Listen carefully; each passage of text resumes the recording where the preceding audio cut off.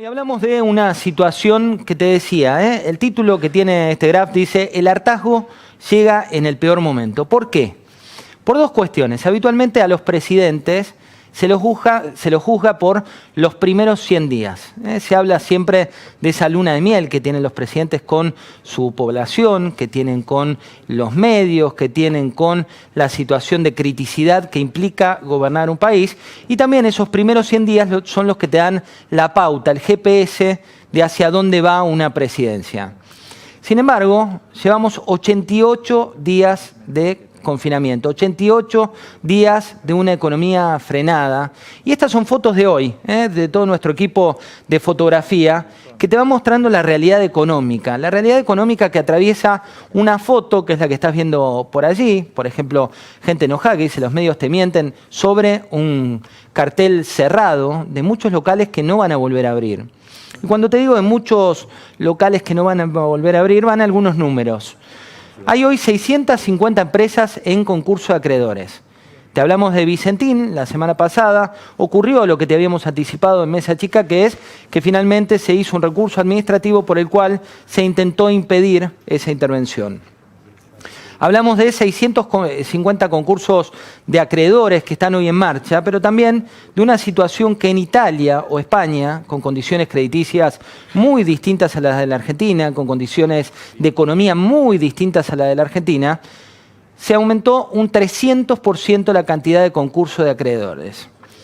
¿Qué le decían a Carlos Manzoni, a nuestro periodista, el fin de semana en el suplemento económico de La Nación? Que ese porcentaje en la Argentina, el porcentaje va a ser del doble o del triple, es decir, aumentos de concursos de acreedores del 600% o más en los próximos días, cuando la justicia tenga una situación distinta. Hay más de 100.000 pymes que ya están en cesación de pagos. ¿Las ves? Ahí, ¿no? El almacén que trata de pagar sus cuentas y no puede, la farmacéutica que trata de pagar sus cuentas y no puede, el kiosco que trata de pagar sus cuentas y no puede. O lo vivís a través de tu familia. ¿Por qué?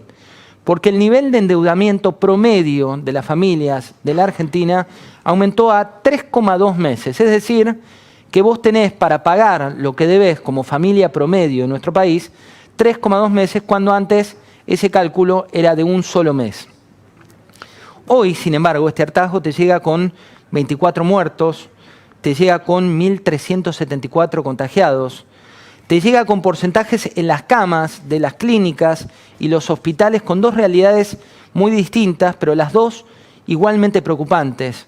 Una es que las camas de terapia intensiva por COVID, por coronavirus, vienen aumentando su ocupación de manera muy sostenida. Cuando hablamos de 1.264 casos o 1.300 casos, como se estima va a ser en los próximos días, también hablas que la cantidad de camas que van ocupando esos contagiados por día, entre 14 y 15 casos nuevos por día, va aumentando en proporción a la cantidad de contagios. También se habla mucho de los tests, pero no pasa solo por los tests, que ya Ginés González García terminó admitiendo lo que se decía antes y muchos del otro lado de la grieta te decían: ¿pero por qué se meten con los tests? Bueno, el propio ministro de Salud lo dijo.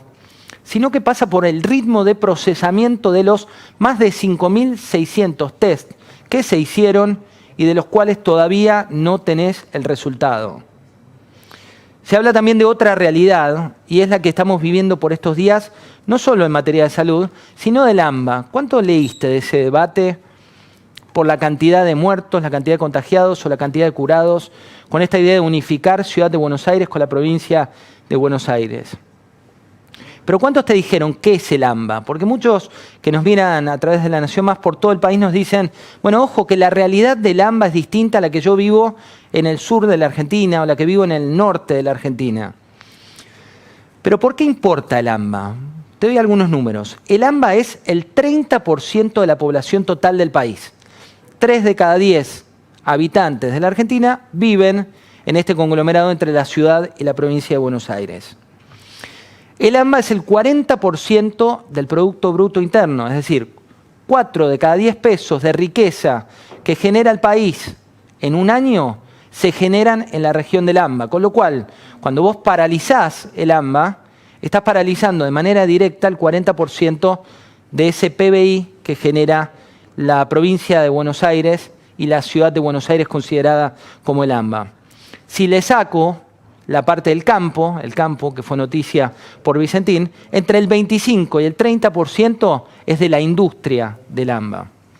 El AMBA también tiene una radiografía que pocos conocen y que está bueno describirla porque es el norte y el sur, como todo en nuestro país, norte y sur.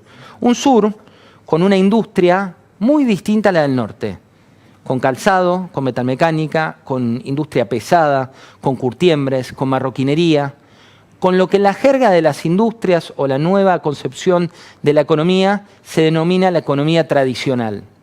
Y el norte tiene los laboratorios, tiene las alimenticias, tiene las automotrices que volvieron a producir en los últimos días, con una espalda suficiente para abastecer y para sostener una cadena de proveedores. Es cierto, el AMBA cayó en términos de proporción y es cierto que también el AMBA cayó en términos de realidad. Pero lo que no es cierto es que la economía resista lo que decía el viceministro de Salud, me refiero a Nicolás Kreplak, que dijo, yo te firmo ya, Si la cuarentena se extiende hasta el 15 de septiembre, te lo firmo, yo compro, fue la frase.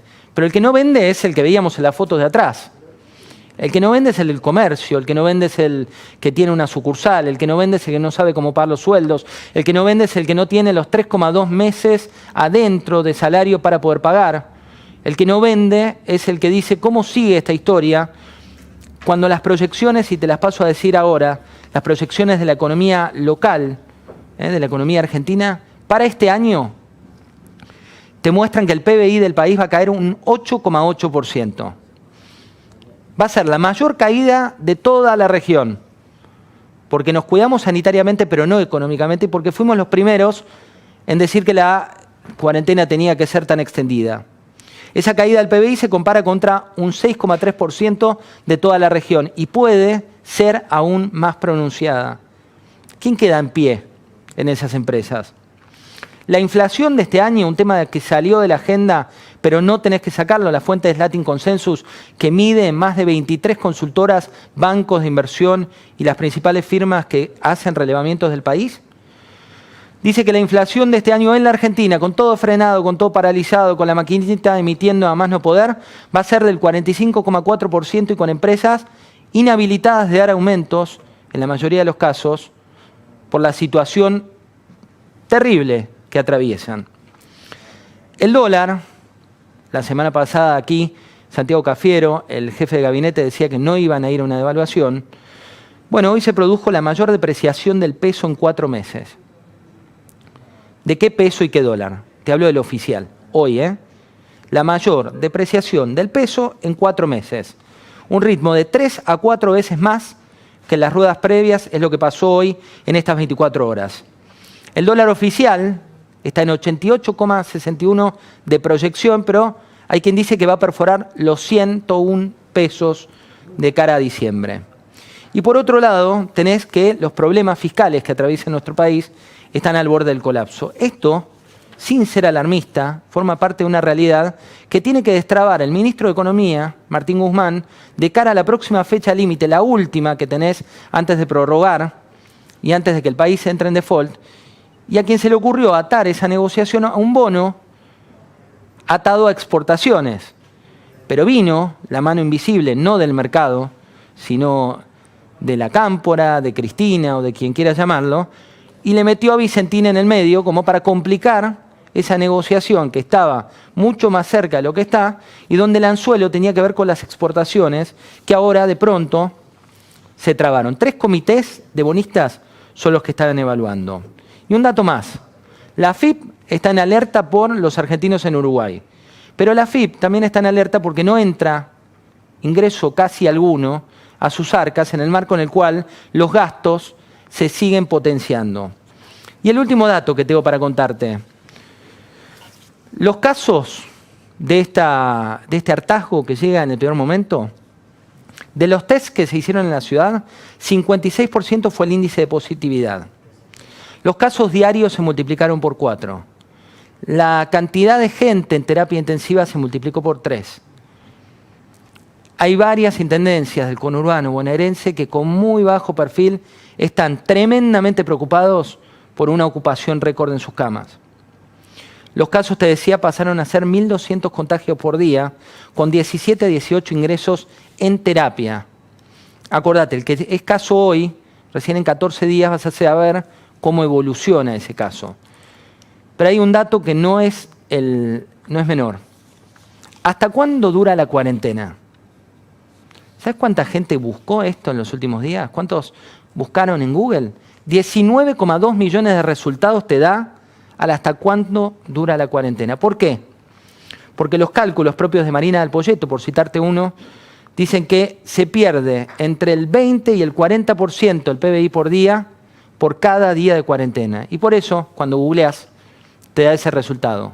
19,2 millones de veces, 19,2 millones de notas y una historia en esto que es el hartazgo que llega en su peor momento.